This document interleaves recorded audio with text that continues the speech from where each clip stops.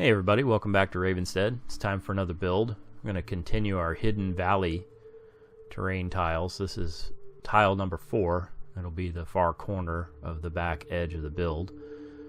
I'm just marking out here where I want my rock wall to continue across this new tile. I'm going to use a craft knife here. I don't cut myself, so don't worry about that.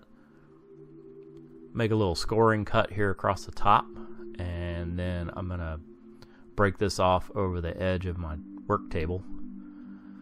With that lighter cut, it was kind of hard to break, but it did give us some really good texture almost all the way down the face of the rock. So I'll just whittle away areas here and there, getting the shape that I want. I'll cut in a couple of different levels. That one's around the back side of the build. I'm going to end up kind of building this up with a boulder on top. And being mindful here to match up the two ends of the tiles.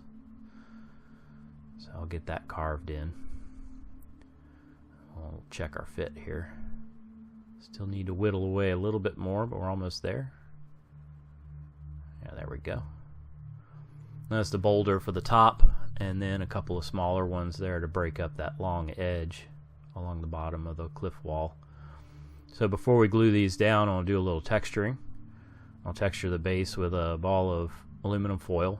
Gives a nice pebbly texture to it. You want to get rid of all those factory surfaces. I make a little thin ball there with foil to get into those hard to reach places. I like to use a brass brush here for that.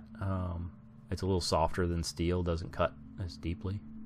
So we've got those textures matched up pretty good. Now let's glue this thing together. A couple of toothpicks in there to give it some added structure. Put that boulder down. And then we'll glue the cliff face to the base. And I'm just going to run a couple of deck screws up into the bottom.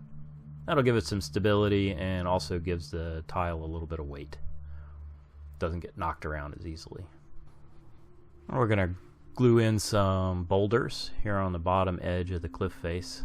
I'm leaving a little gap between the boulder and the wall of the cliff, and we'll put some lichen in there, right in that corner there, maybe over there. Give our little critter somewhere to hide. It's time to black bomb this thing out. I've got some Mod Podge mixed with black acrylic paint, about 50-50. And I'm just going to brush that over the foam. That helps stiffen things up. Gives us good shadows for our dry brushing. So let's get into that. This first color is slate gray.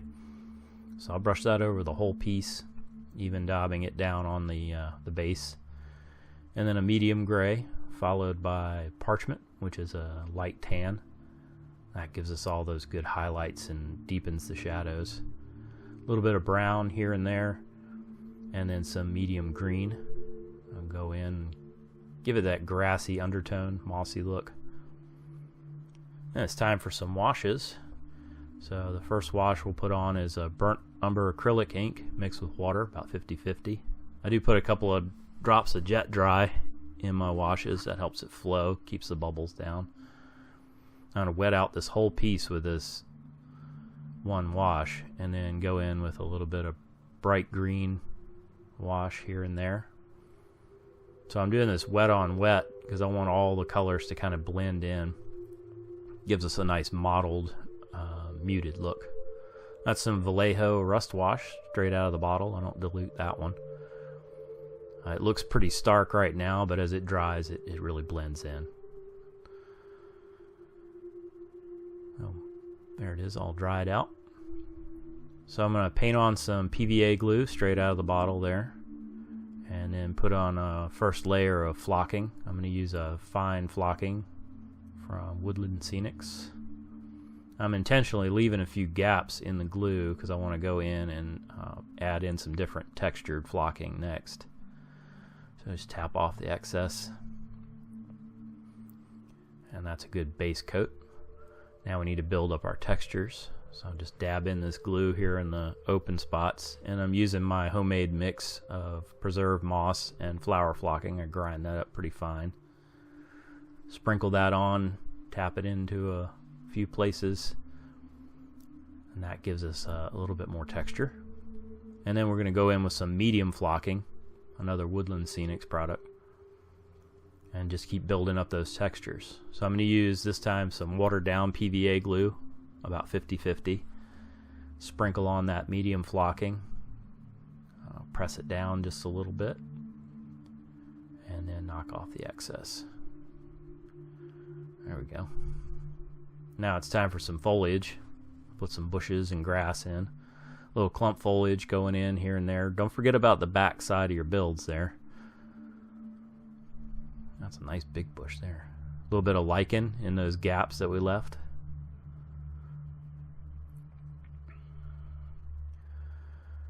Probably need a little spot right there for a mouse to hide. We've got this long run that looks kind of weird, so we're just going to stick a bush in there, and that kind of get in there. That kind of breaks it up. A little static grass. I wanted some static grass here on the edge of the cliff. The hot glue doesn't stick very well to that PVA glue, so I'm just going to scrape off an area. You can do that. You can fix your mistakes. Change your mind. It's no big deal. Stick that grass down. Put a little bit more of that watered down PVA glue on there, and then sprinkle a little fine flocking just to kind of blend that in. That way you don't see the glue underneath. All right, this piece is just about done. I've got a lot of different views to show you. Let me spin this piece for you. Oh yeah, that looks nice. There it is, the Hidden Valley Part 4. That's the corner piece. And I'll show you a view of it here with its twin tile. That's Part 3 and Part 4. Let's get a little closer look at these details. I think that Vallejo rust wash really adds to the dynamic look of those rocks. I like the effect. A couple different levels. Some nice cover. And put a few minis on here so you can get the idea of scale. And there's all 4 pieces of the back edge of the build. It's a pretty versatile build. I could put the 4 pieces together into a 12-inch by 12-inch play area.